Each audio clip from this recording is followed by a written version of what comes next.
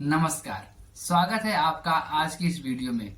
साथियों, आज हम लोग जानेंगे कि बच्चों के बुखार को कम करने के लिए सबसे बेहतरीन और सबसे फास्ट काम करने वाली मेडिसिन कौन सी है।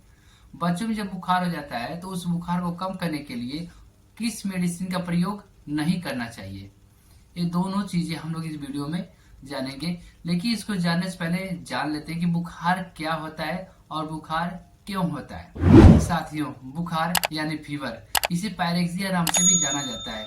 यह कई अलग अलग होने वाली बीमारियों का लक्षण होता है। फीवर यानी बुखार होने पर हमारे शरीर का टेम्परेचर 37.5 डिग्री सेल्सियस से ऊपर चला जाता है, जिसकी वजह से हमारे शरीर गर्म महसूस होती है और इसे हम बुखार नाम से जानते हैं। फीवर होने के साथ साथ कई अन्य भी परेशानियां होती हैं, जैसे डिप्रेशन, सुस्ती रहना, भूख न लगना, नींद आना, शरीर में दर्द रहना, ध्यान एकत्रित करने में कठिनाई होना।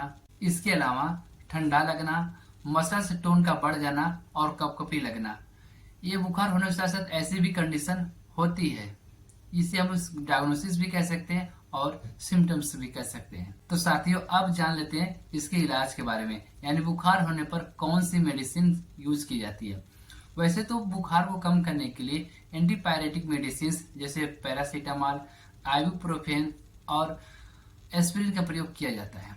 लेकिन यहाँ पर ध्यान देने वाली बात यह है कि एस्पिरिन का प्रयोग बच्चों में या फिर जो अभी 16 वर्ष से कम के युवा हैं, इनमें नहीं करना चाहिए। बच्चों को एंटीपायरेटिक्स मेडिसिन आइबुप्रोफेन देने से बुखार कम होता है, लेकिन इसी आइबुप्रोफेन को पैरासीटामॉल के साथ दिया जाता है तो बुखार बहुत ही जल्दी ठीक हो जाता है। मुझे पता है आप जरूर सोच रहे होंगे कि बुखार होने पर डॉक्टर तो हमें एंटीबायोटिक्स भी देता है, लेकिन मैंने तो आपको बताया नहीं कि इसमें एंटीबायोटिक चलाना है।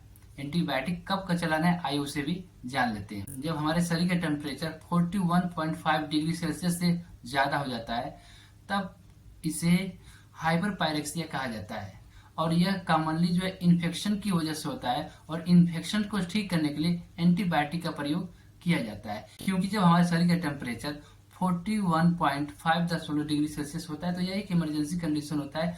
जब किसी व्यक्ति को हाइपर पायरेक्सिया हो जाता है तो उसे मेंटेन करने के लिए पर्याप्त मात्रा में लिक्विड देने की जरूरत है, यानी उसे हाइड्रेट रहने की जरूरत है ताकि डिहाइड्रेशन न हो।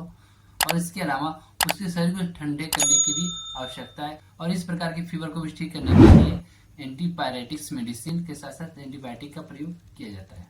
जय हिंद।